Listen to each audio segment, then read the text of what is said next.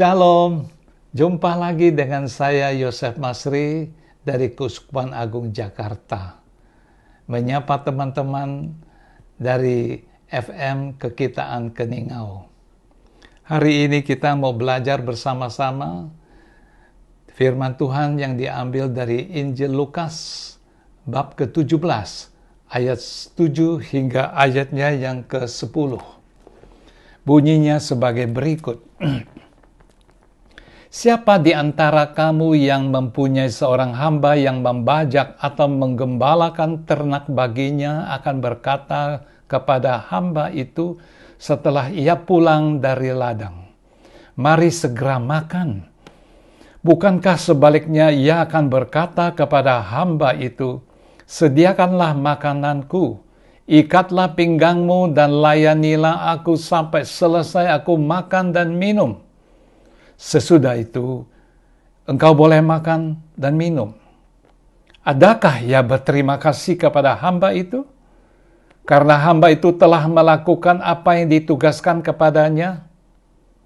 Demikian jugalah kamu, apabila kamu telah melakukan segala sesuatu yang ditugaskan kepadamu, hendaklah kamu berkata, "Kami adalah hamba-hamba yang tidak berguna. Kami hanya melakukan apa yang kami harus lakukan." Demikianlah sabda Tuhan. Terpujalah Kristus. Dalam nama Bapa dan Putera dan Roh Kudus. Amin. Saudaraku, perkataan hamba artinya hidup dan mati orang itu tergantung dari Tuhan yang membelinya. Nah, kalau kita sebagai hamba Tuhan, kita sudah dibeli 2000 tahun yang lalu di Golgota, di mana Yesus membayar hutang darah kita, hutang dosa kita. Kita ini manusia pintar bikin dosa. Tidak ada yang berani mengatakan mulai besok saya tidak akan berbuat dosa. Walaupun kita tidak sengaja atau sengaja. Tetapi satu hal, kita tidak dapat menyelesaikan apa yang kita perbuat. Dan upah dosa adalah maut. Hari ini, Tuhan Yesus tidak mengatakan kepada kita sebagai hamba. Dalam Injil Yohanes bab 15, ayat 15 dikatakan, "Aku tidak menyebut kamu lagi hamba, sebab hamba tidak tahu apa yang diperbuat tuannya. Tetapi aku menyebut engkau sahabat." Apa bedanya, saudaraku? Sahabat itu mengandung daripada makna relasi. Seorang sahabat, dia akan mempunyai relasi dengan temannya yang satu lagi. Bahwa apa yang dikatakan, apa yang disebut di dalam relasi itu adalah sesuatu yang sukacita. Nah, sahabat adalah relasi dengan Tuhan Yesus. Sebagai Tuhan dan Juru Selamat kita, tidak mungkin seorang Kristiani tidak ada hubungan relasi secara pribadi dengan Tuhan Yesus. Sebab bakal akan kita jumpa nanti adalah dengan Tuhan Yesus sendiri di alam kekal. Oleh karena itu, saudaraku, Yesus tidak hanya sampai di sahabat saja. Dalam 1 Yohanes 3 ayat 1 dikatakan, kamu disebut anak Allah. Anak Allah. Ya, satu keistimewaan atau hak istimewa menjadi anak Allah dalam sakramen baptis, krisma, kita menjadi anak Allah. Namun satu hal jangan lupa, kita harus ya, artinya tidak mudah-mudahan, harus berkarakter atau seirama dengan Allah. Apa yang Dia kehendaki kita lakukan. Kembali lagi sebagai hamba kepada tuannya. Ya, dan seorang hamba tidak mempunyai jasa. Anak yang kita diajarkan oleh Tuhan Yesus adalah memanggil Allah kita Bapa, Aba. Artinya relasi lagi, saudaraku. Anehnya, banyak Kristiani lupa berelasi karena kesibukan sehari-hari. Ya, sibuk cari uang, sibuk urus macam-macam pelayanan juga. Walaupun dia seorang hamba Tuhan, tetapi tidak ada waktu untuk berelasi dengan Tuhan. Berbicara tentang Tuhan, tetapi tidak ada waktu untuk Tuhan.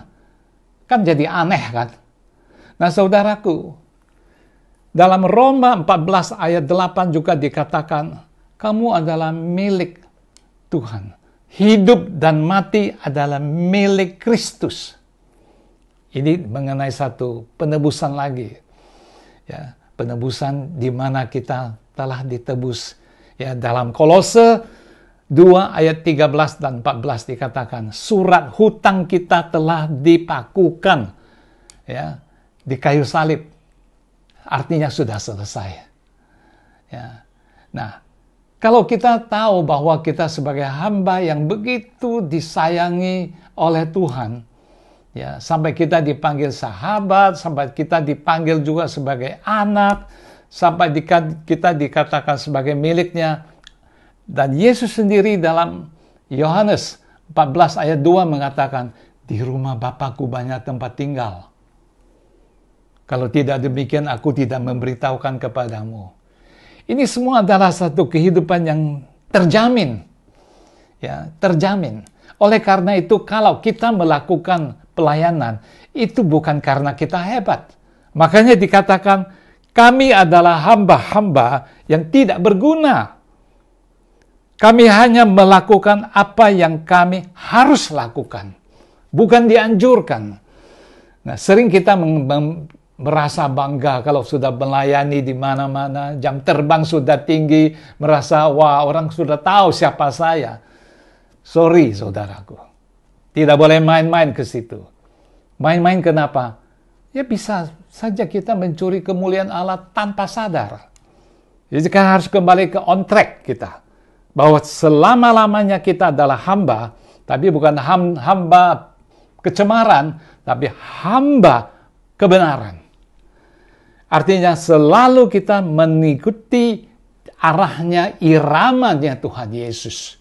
Makanya Yesus mengatakan, kalau kamu mau ngikut aku, kamu harus menyangkal diri, memanggul salibmu, dan mengikut aku. Banyak orang memanggul salib tetapi tidak mengikut Yesus.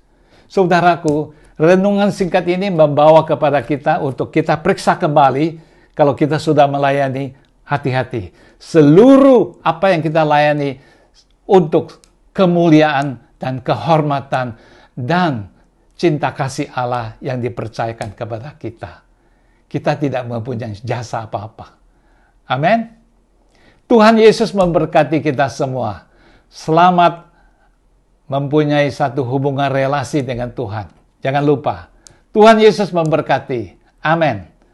Kemuliaan kepada Bapa, Putra, dan Roh Kudus, seperti pada permulaan, sekarang, selalu, dan sepanjang segala abad. Amin.